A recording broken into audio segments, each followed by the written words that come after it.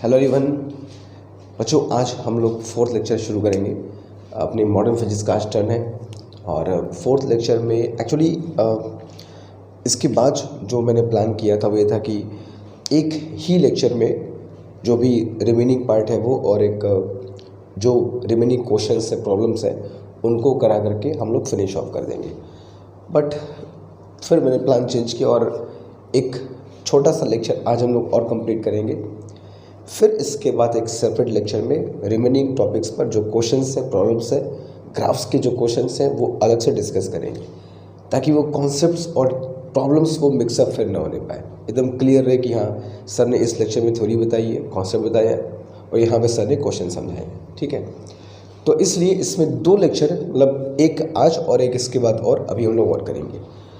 आज का जो लेक्चर होगा वो बहुत लंबा लेक्चर नहीं होगा।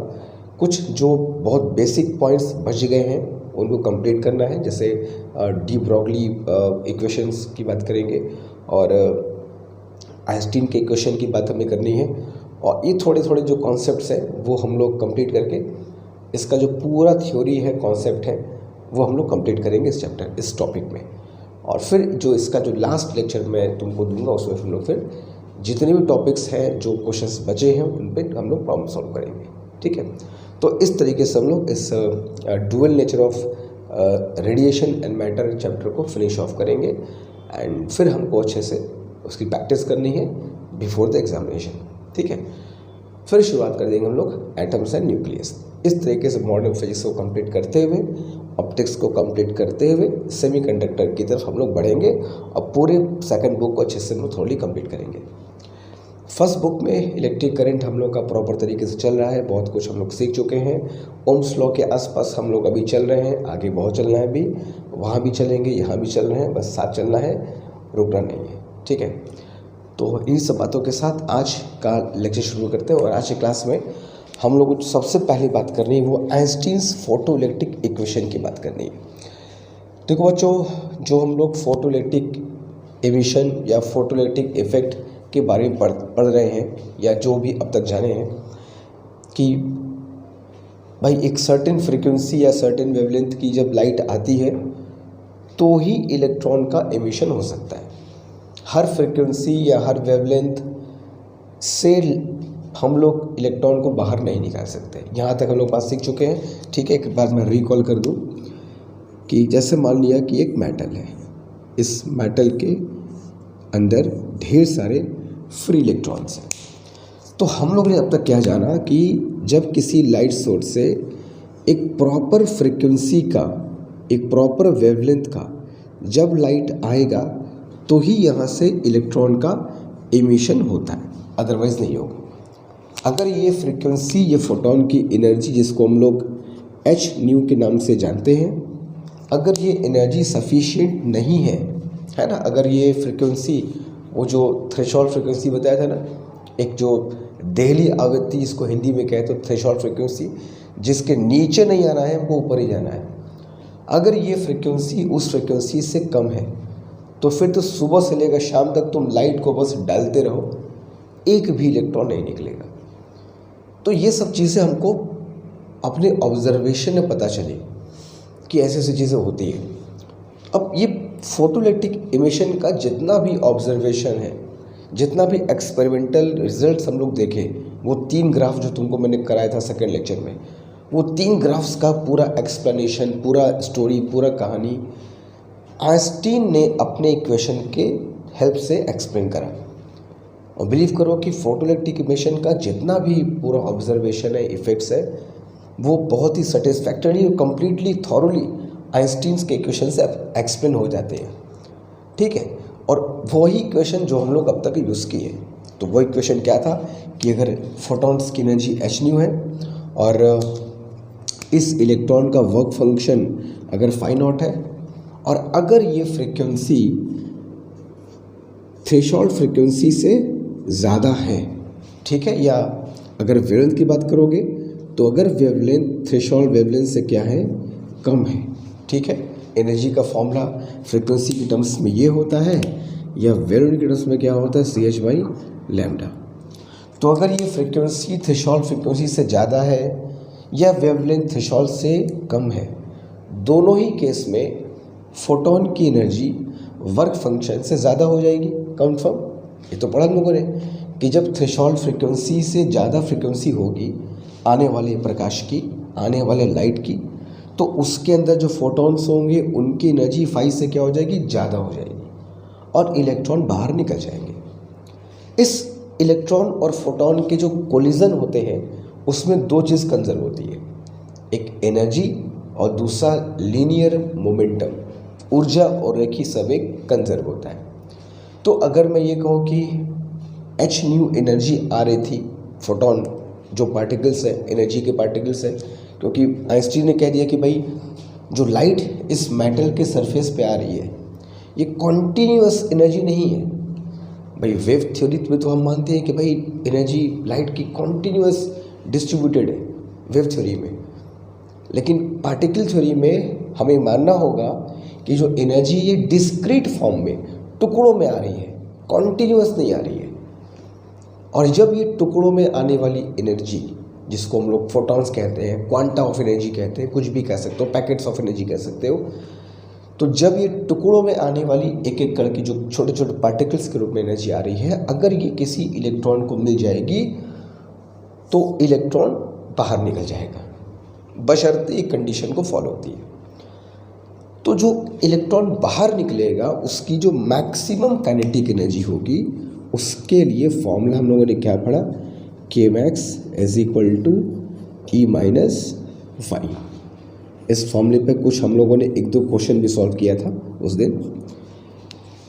तो Kmax क्या है, इलेक्ट्रॉन की एनर्जी जो निकलेगा, मैक्सिमम एनर्जी, E इस फोटोन की एनर्जी और फाई नॉट जो कि वर्क फंक्शन में खर्च हो गया।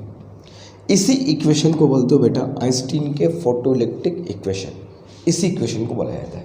और इस इक्वेशन के हेल्प से हम लोग जितना भी वो 3 ग्राफ जो पढ़ा था हम लोगों ने, जितना भी ऑब्जर्वेशन है अलग अलग चीज़ों का, अलग अलग चीज़ों के साथ डिपेंडेंसी की, फ्रीक्वेंसी को चेंज किया तो प्लेट पोटेंशियल कैसे चेंज हो गया, इंटेंसिटी को चेंज किया तो फोटो करंट कैसे चेंज हो गई, थ्रेशोल्ड फ्रीक्वेंसी, थ्रेशोल्ड वेवलेंथ का क्या कॉन्सेप्ट है, ये पूरा जो हम लोग स्टोरी पढ़े हैं वो 3 ग्राफ के अंतर्गत, ये पूरा कहानी, पूरा स्टोरी फोटोइलेक्ट्रिक इफेक्ट का आइंस्टीन के इस इक्वेशन से थॉरोली, सेटिस्फैक्टरी, बहुत आराम से एक्सप्लेन हो जाता है। इसीलिए इस इक्वेशन को हम कहते हैं आइंस्टीन्स फोटोइलेक्ट्रिक इक्वेशन। हालांकि इसको हम लोग पहले पढ़ चुके हैं, बस नाम तुमको अभी मैं बता रहा हूँ कि इसी इक्वेशन को कहते हैं आइंस्टीन्स के प्रकाश विद्युत प्रभाव का समीकरण। ठीक है, अब इसको अगर मैं फ्रीक्वेंसी के फॉर्म में लिखूँ तो ऐसे बोल सकता हूँ Kmax = h-5, या अगर वेवलेंथ के फॉर्म में लिखूँ तो लिख सकता हूँ Kmax = Ch/λ-φ0।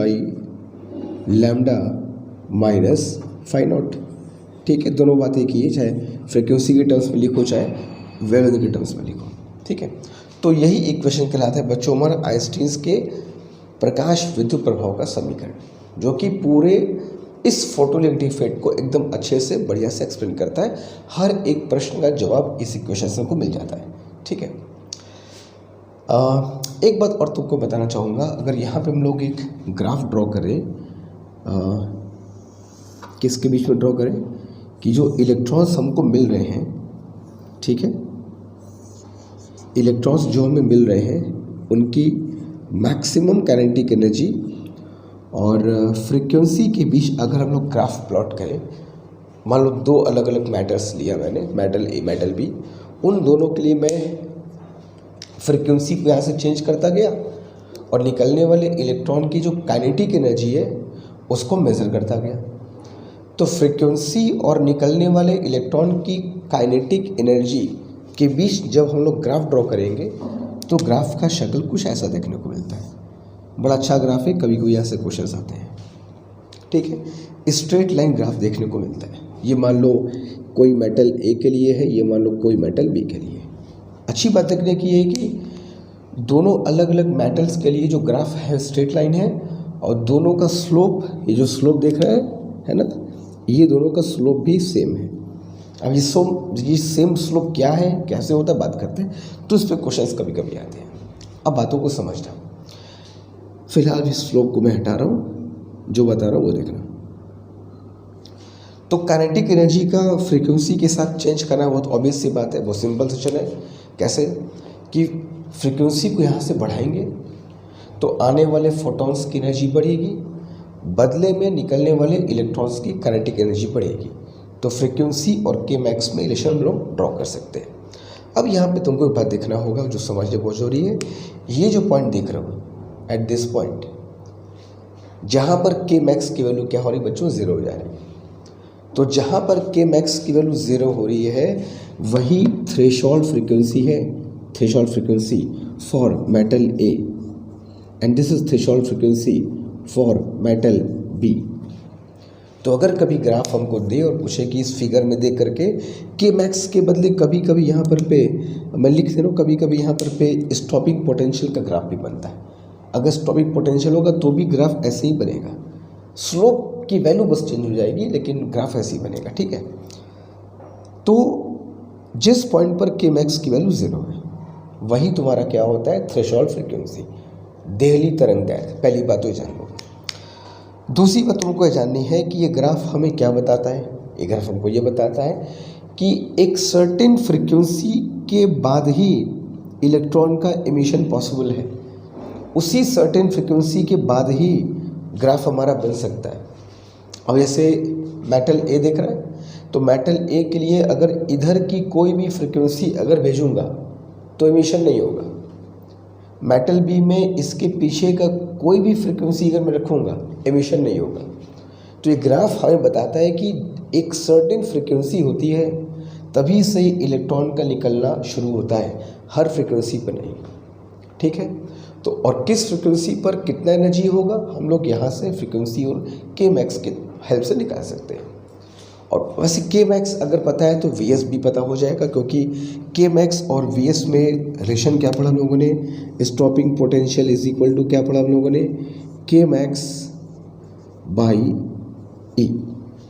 तो जैसा ग्राफ के मैक्स और फ्रीक्वेंसी के बीच है वैसा ग्राफ स्टॉपिंग पोटेंशियल और फ्रीक्वेंसी के बीच भी होगा, घबराने की बात नहीं है, शक्ल बिल्कुल ऐसे ही होगी।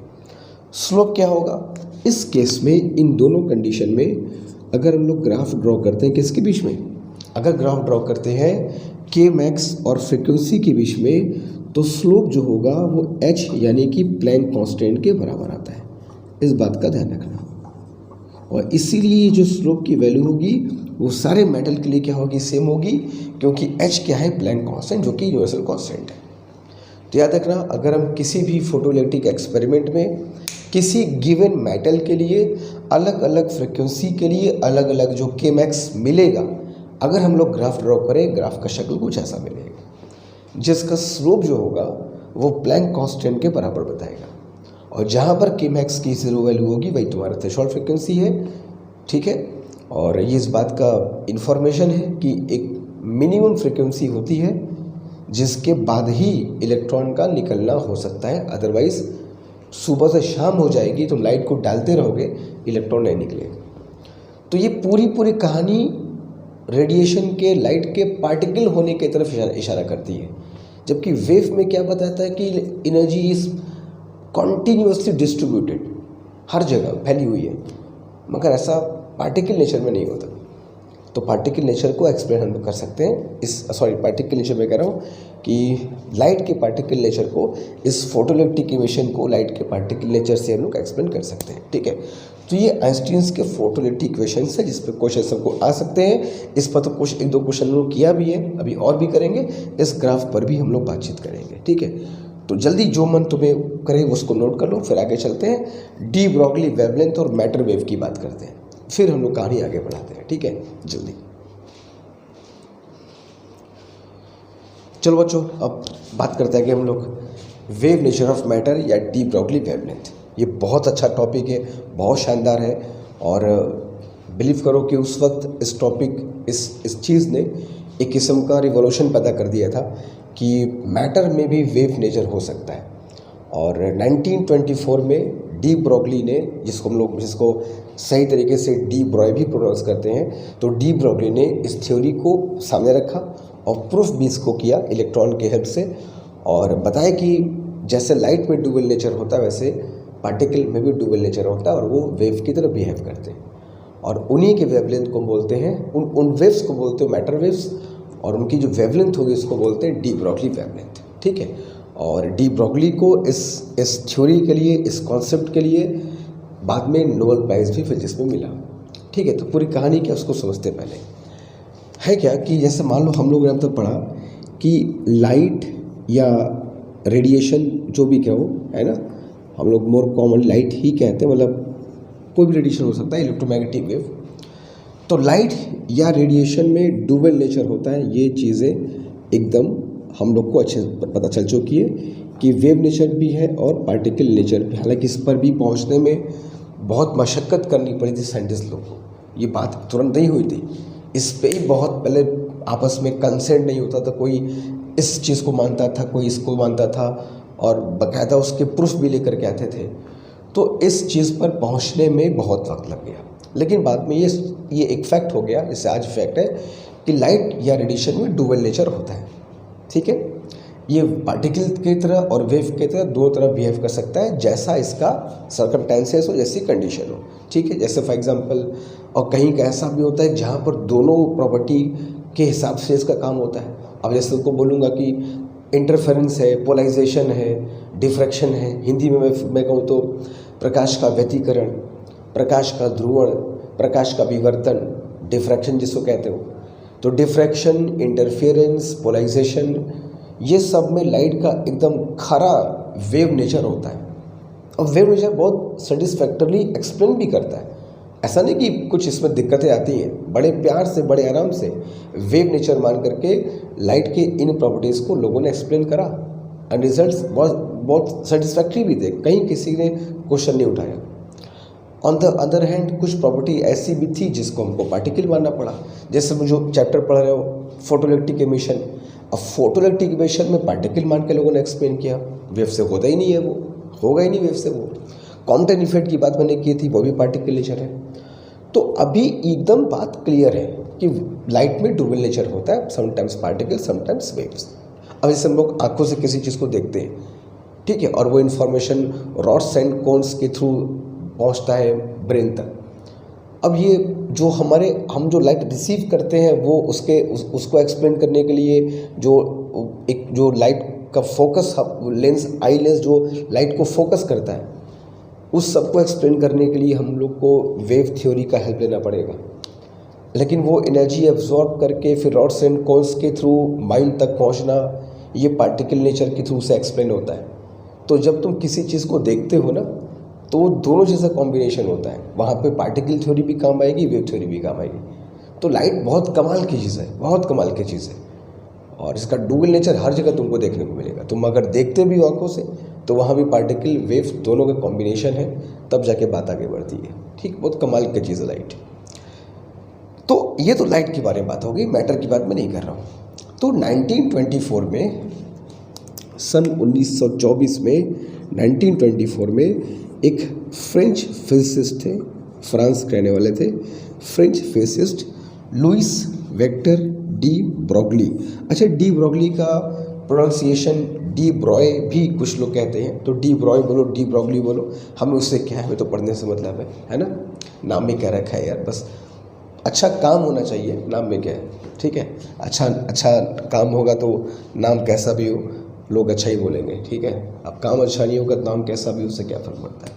तो डी ब्रॉगली हो, डी ब्रॉय, हम लोग को तो पढ़ना है, अच्छा काम कर गए तो उसी को हम लोग पढ़ रहे हैं। ठीक है, तो फ्रेंच फिजिसिस्ट थे लुइस वेक्टर डी ब्रॉगली, जिन्होंने कहा कि जो नेचर है ये सिमेट्री को फॉलो करता है।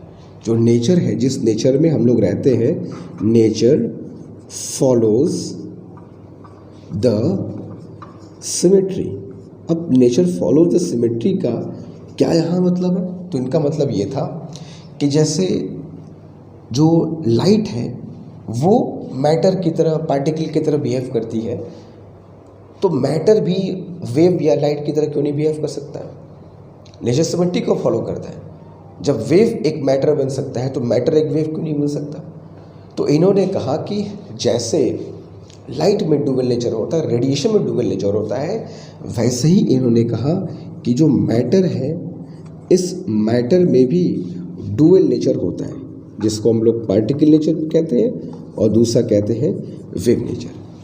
ठीक है, अब ये इस बात पर डिपेंड करता है कि कौन सी प्रॉपर्टी कब हमें देखने को मिलेगी। ठीक है, तो इन्होंने सिर्फ कहा नहीं, इसको प्रूफ भी किया, इसका फॉर्मूला भी दिया, जिसको हम लोग मैटर वेव के नाम से जानते हैं। तो उन्होंने कहा कि जब कोई मटेरियल पार्टिकल जिससे मास हो, डायमेंशन हो, जो भी पार्टिकल के प्रॉपर्टी एट्रीब्यूट्स हैं, सब कुछ हो, तो जब भी कोई मटेरियल पार्टिकल मूव करता है तो उससे हम एक वेवलेंथ को एसोसिएट कर सकते हैं, उसको एक हम ट्रैवलिंग वेव के रूप में एज्यूम कर सकते हैं। उस वक्त ये बहुत एक बोल्ड हाइपोथेसिस थी। एक चलते हुए साइकिल को, चलते हुए बस को तुम वेव मोशन मान सकते हो, वेव मान सकते हो, ये आसान काम नहीं था। ये बहुत बोल्ड हाइपोथेसिस थी, जिसको बाद में उन्होंने प्रूव भी किया, और आज तो खैर ये एकदम सत्य है, सबको जानते हैं कि matter has got dual nature, matter wave की तरह बिहेव करता है। तो इन्होंने कहा कि अगर कोई पार्टिकल m मास का है और वो v वेलोसिटी से, या हाँ ठीक है, जो मानो v u, जो मानो v वेलोसिटी से अगर मूव कर रहा है, तो इसका जो लीनियर मोमेंटम होगा, लीनियर मोमेंटम यानी कि इसका जो रेखीय संवेग होगा p इज इक्वल टू क्या होगा, m इंटू वी। तो उन्होंने कहा कि जब कोई मटेरियल पार्टिकल मूव करता है तो उससे हम लोग एक वेवलेंथ को जोड़ सकते हैं, अटैच कर सकते हैं, एसोसिएट कर सकते हैं। अब बड़ा आश्चर्य की बात है यार, वेवलेंथ मतलब तरंगदैर्घ्य तो वेव की प्रॉपर्टी होती है, एक चलते हुए पार्टिकल को कैसे वेवलेंथ एसोसिएट कर सकते हो? उन्हें कहा कर सकते हैं, क्योंकि जो चलता पार्टिकल इसमें वेव नेचर भी है। हालांकि हमें देखने में दिक्कत होगी, मगर वेव नेचर भी कैरी करता है वो। तो कोई भी मूविंग ऑब्जेक्ट अपने साथ वेव नेचर को कैरी करता है।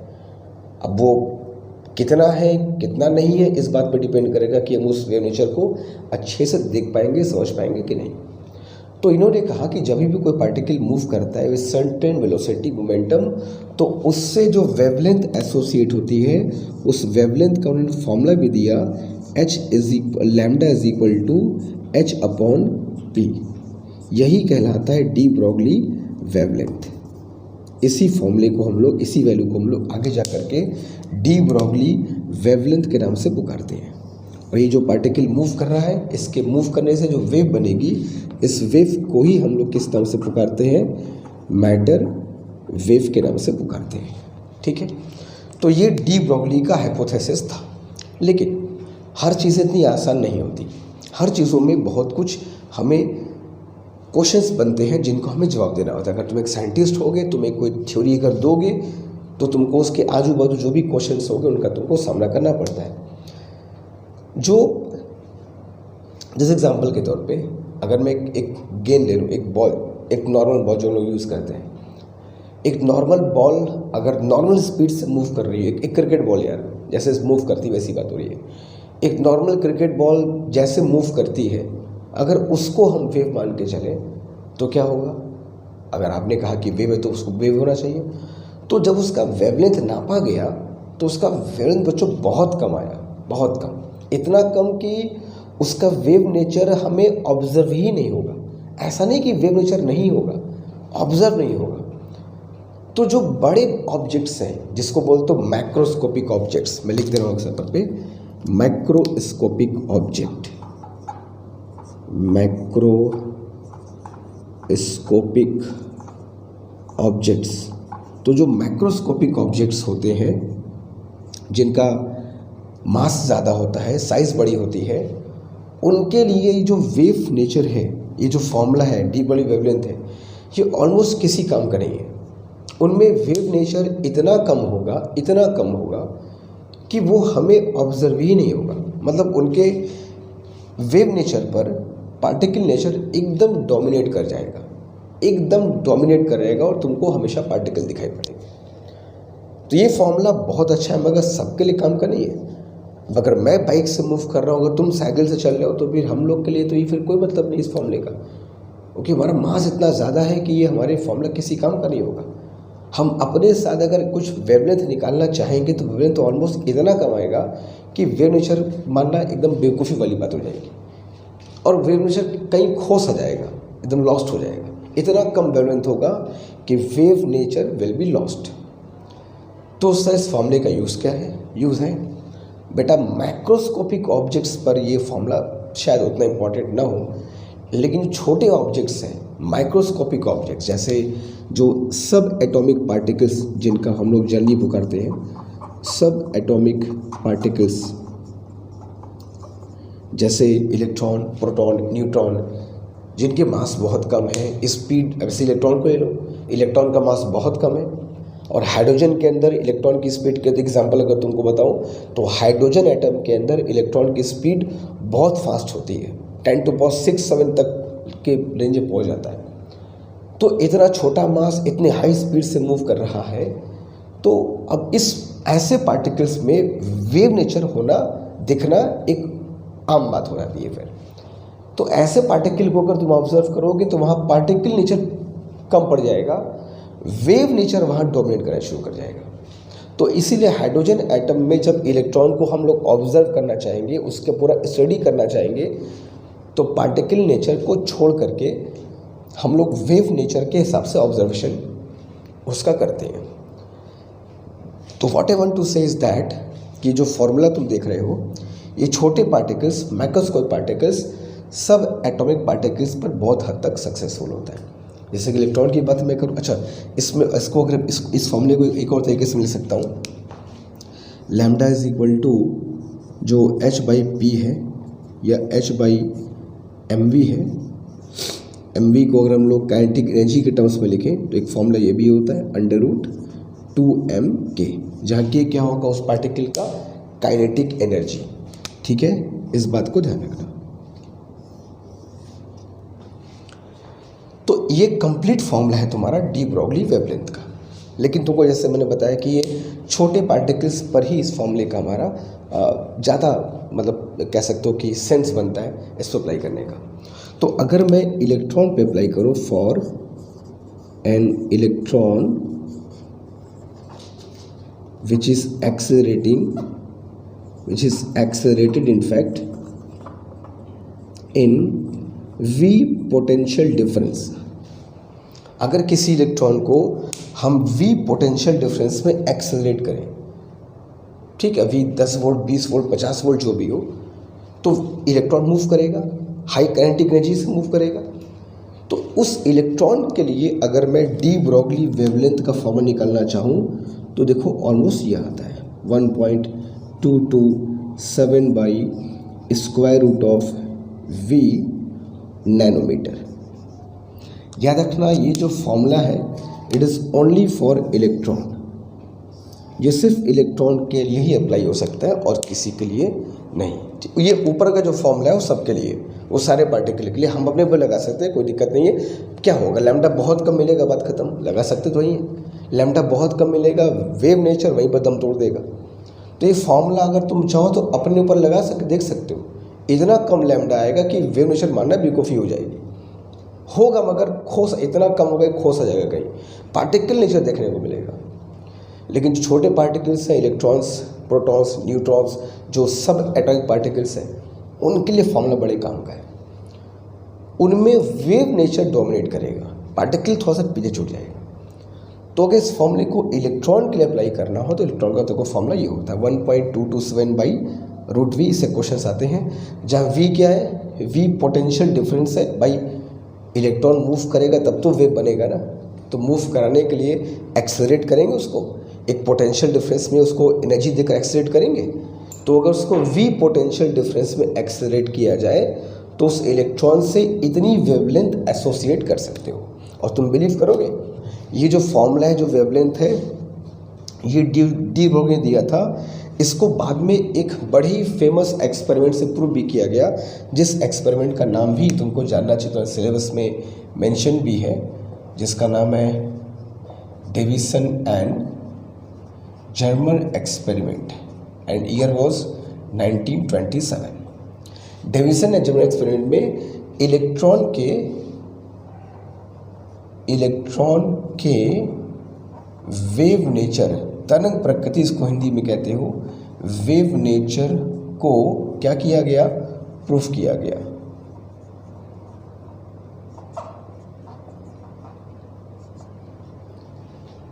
डेविसन जर्मर एक्सपेरिमेंट में इलेक्ट्रॉन के वेव नेचर को प्रूफ किया गया और इलेक्ट्रॉन का जो लैम्डा यहाँ से कैलकुलेट किया गया, इस एक्सपेरिमेंट में जो लैम्डा हमने कैलकुलेट किया, मेज़र किया, और इस फॉर्मूले से जो लैम्डा मिला वो दोनों एकदम मैच कर रहा था। तो मतलब डी ब्रोगली का दिया हुआ जो वेवलेंथ का फॉर्मूला है और डेविसन जर्मर एक्सपेरिमेंट में इलेक्ट्रॉन के वेव नेचर को मान करके जो लैम्डा वहाँ से फाइंड किया, वो दोनों लैम्डा आपस में एग्जैक्टली मैच किए। तो ये फिर प्रूव हो गया कि भाई इलेक्ट्रॉन में तो वेव नेचर है। और यही नहीं, इलेक्ट्रॉन के वेव नेचर को यूज़ करके हम लोग इलेक्ट्रॉन माइक्रोस्कोप भी बना चुके हैं, ठीक है, जो इलेक्ट्रॉन के डिफ्रैक्शन पे काम करते हैं। तो इस तरीके से हम लोग इस बात पर एकदम पहुंच चुके हैं आज की डेट में कि जो लाइट है उसमें ड्यूअल नेचर है ही है, लेकिन जो मैटर होता है, जैसे हम लोग भी हैं, उनमें भी ड्यूअल नेचर होता है। हमारे अंदर भी वेव नेचर है, मगर वो दिखने के लिए अंदर कंडीशंस होने चाहिए। हम लोग में दिखाई नहीं पड़ेगा। हम लोग मैक्रोस्कोपिक पार्टिकल्स हैं, बड़े हैवी हैं, मास बहुत ज़्यादा है। छोटे पार्टिकल्स, सब एटॉमिक पार्टिकल्स, मॉलिक्यूल्स, एटम्स, इनमें अगर तुम खोजोगे वेव नेचर तो तुमको दिखाई पड़ेगा।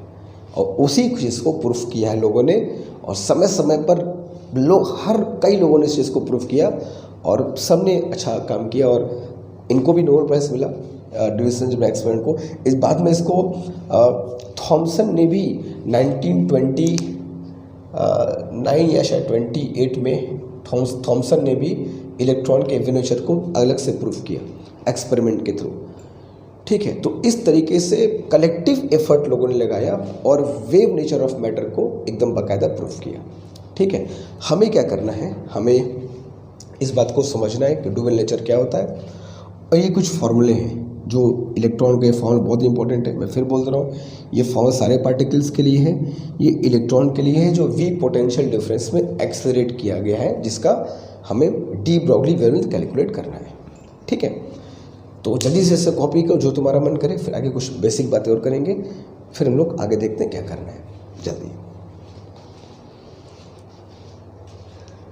चलो बच्चों, यहाँ पर एक चीज़ और हम लोग पढ़ते हैं अभी। जैसे बातों को हमने भी क्या बताया कि फोटोइलेक्ट्रिक इफेक्ट को हम लोग लाइट के या रेडिएशन के पार्टिकल थ्योरी से, पार्टिकल नेचर से बड़े आराम से एक्सप्लेन कर चुके हैं, बहुत आराम से, इजीली, सेटिस्फैक्टरली, हर ऑब्जर्वेशन के पीछे का रीज़न बहुत आराम से एक्सप्लेन कर चुके हैं।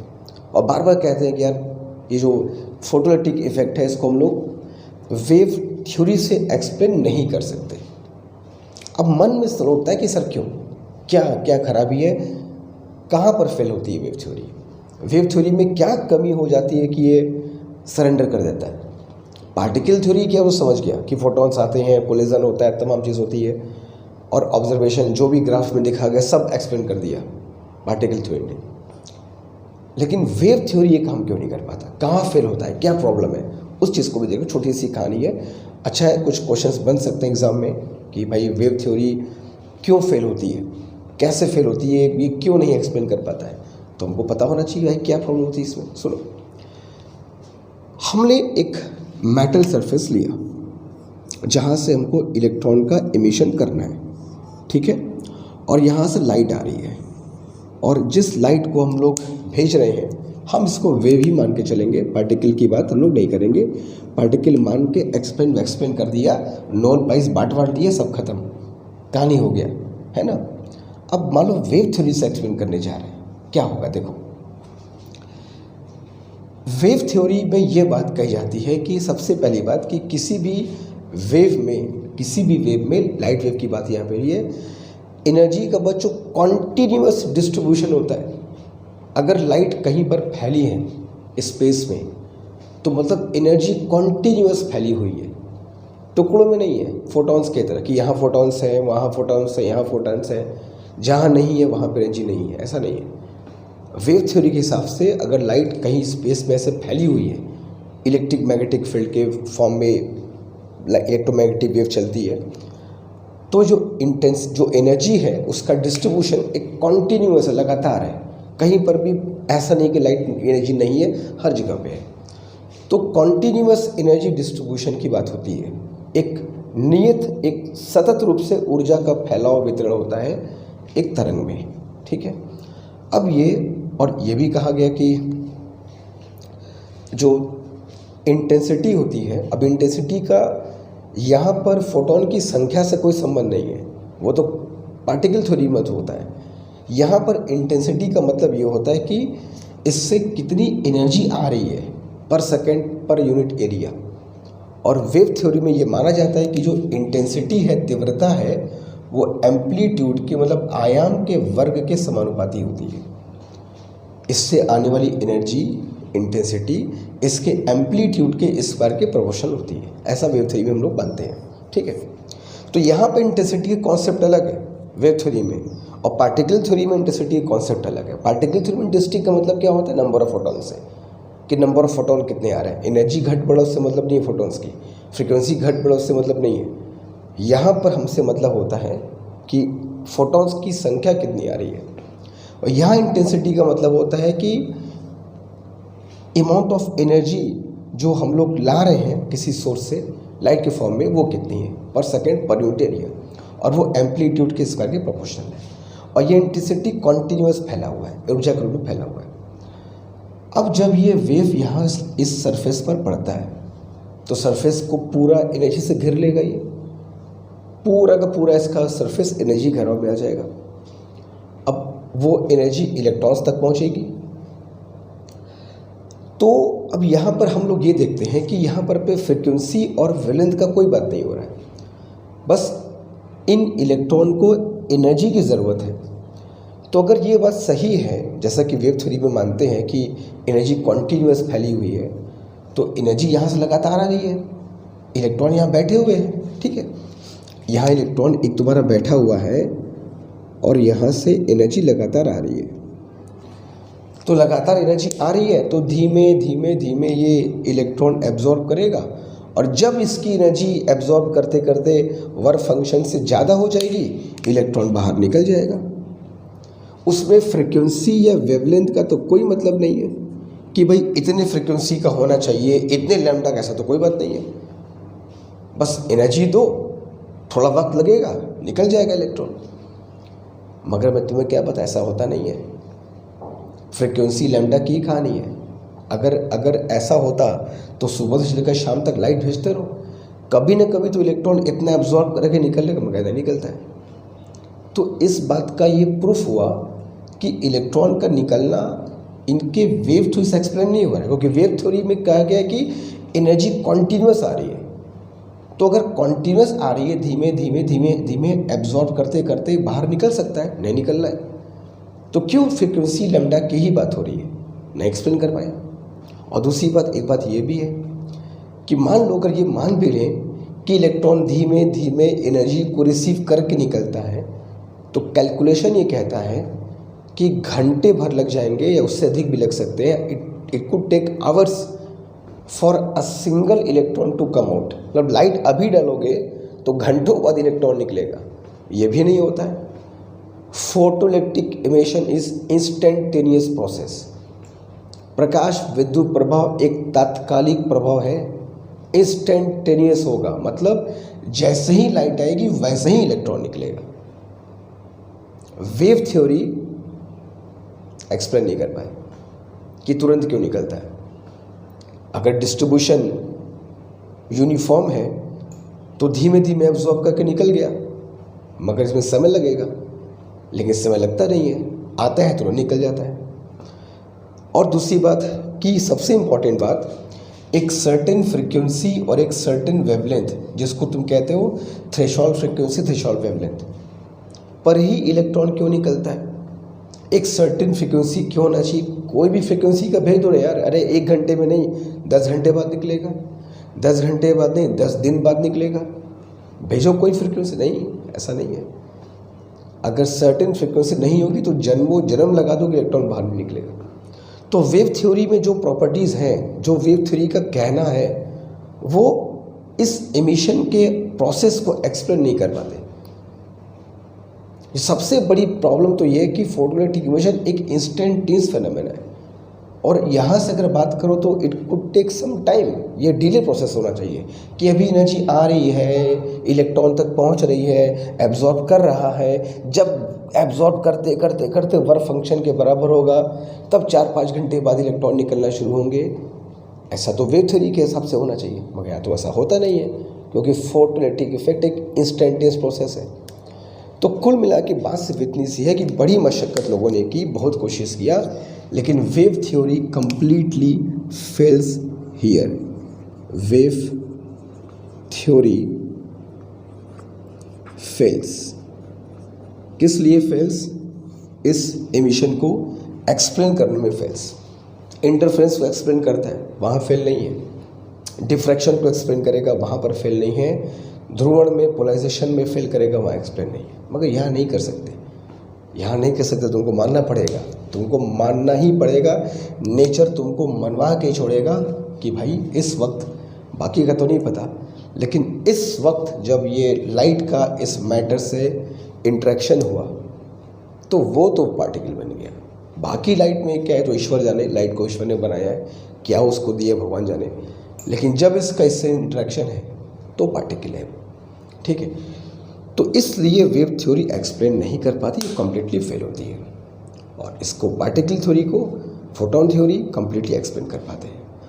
तो ये चीज़ थी, तुमको ये बात समझनी होगी इस चैप्टर में कि वेव थ्योरी क्या है, पार्टिकल थ्योरी क्या है, और कौन सी थ्योरी किसको एक्सप्लेन कर देती है, किस चीज़ को एक्सप्लेन नहीं कर पाती है। तो आज की क्लास में हम लोगों ने जो सीखा, जो समझा, और मैं तो सोचा था कि इसको अलग से उसी लेक्चर में कर दूंगा, मगर मुझको लगा कि यार प्रॉब्लम्स और कॉन्सेप्ट्स के लेक्चर्स को मिक्सअप ना करें हम लोग, ठीक है। क्योंकि मैं सोच रहा हूँ कि प्रॉब्लम्स वाले क्वेश्चन जो हमारे जो लेक्चर्स हैं वो एक सेपरेट हो, और कॉन्सेप्ट्स और थ्योरी वाले जो फॉर्मूले हैं वो सेपरेट हो। तो हालांकि छोटा सा बात था, लेकिन मुझे कहा सेपरेटली इसको बता के फिनिश करेंगे, फिर लास्ट लेक्चर्स पे लेकर के आएंगे प्रॉब्लम्स का। जितना हम लोग का प्रॉब्लम्स अभी बचा हुआ है, ग्राफ पे बहुत क्वेश्चंस बचे हैं, फोटो आइंस्टीन के इक्वेशंस पे क्वेश्चन बचे हैं, और जो अभी हम लोगों ने पढ़ा आज de Broglie wavelength, matter wave, electron की के लिए डी ब्रॉगली वेवलेंथ, इस पर क्वेश्चंस बचे हैं। ये सारे क्वेश्चंस हम लोग करेंगे नेक्स्ट क्लास में, जो कि कल तुमको मिलेगा शाम को। और ऐसा इसके बाद फिर हम लोग इस चैप्टर को फिनिश ऑफ करेंगे, और फिर चलेंगे टुवर्ड्स हम लोग एटम्स एंड न्यूक्लियाई, और उधर हमारा इलेक्ट्रिक करंट वाला चैप्टर जैसे चलता रहेगा, ठीक है। और इनमें कुछ अगर डाउट्स हो, कुछ मन में प्रश्न हो, कुछ, क्योंकि टॉपिक बहुत शानदार है, ये सब पढ़ के ना एकदम नेचर किस तरीके से काम करता है वो पता चलता है हमारे। और नेचर ही तो फिज़िक्स है ना, पढ़ोगे तो सीखोगे, नेचर से प्यार करोगे, फिजिक्स से प्यार अपने आप हो जाएगा, ठीक है। चलो, तो हम लोग मिलेंगे फिर नेक्स्ट क्लास में कुछ बढ़िया शानदार क्वेश्चंस के साथ, एग्ज़ाम में आने वाले क्वेश्चंस के साथ, कॉन्सेप्ट को क्लियर करने वाले क्वेश्चंस के साथ। इनमें कोई डाउट्स हो तो तुमको पता क्या करना है, कमेंट बॉक्स में जम करके मैसेज करना है कि सर यहाँ दिक्कत है, वहाँ दिक्कत है। हम लोग जब न्यूमेरिकल्स करेंगे, प्रॉब्लम्स करेंगे, तो इन बातों का ध्यान रखकर करेंगे कि डाउट्स क्लियर होने चाहिए, ठीक है। तब तक पढ़ते रहो, मस्त रहो, और बस एक दो काम करना हो, करना भी क्या है, ठीक है। Thank you so much.